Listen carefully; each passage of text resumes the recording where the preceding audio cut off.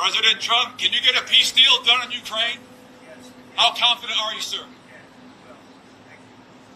Prime Minister, will you get a backstop with you?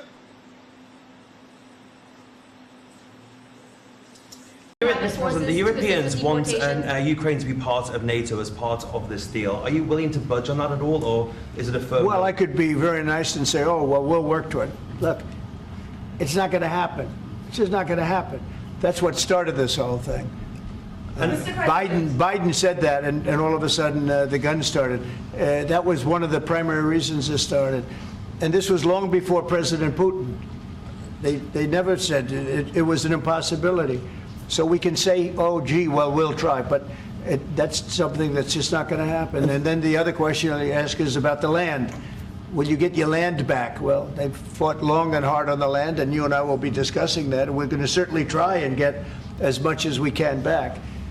But on the NATO, it's just not, that's not going to happen. Yeah, please. Mr. President, you talked about having common ground with Keir Starmer, but there are things you disagree on as well. You described Zelenski as a dictator. He describes President Putin as a dictator. Do you see that as a problem?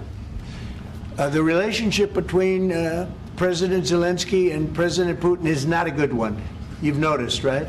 It's not a good one. It's not a good relationship. And we're going to have to try and work something out. Sometimes that happens. I get along with both. I have a very good relationship with President Putin. I think I have a very good relationship with President Zelensky. And now we're doing the deal, and we're going to be in there. We're going to be actually in there and digging our hearts out. And hopefully, we need the rare earth, and we have some here, but we don't have enough.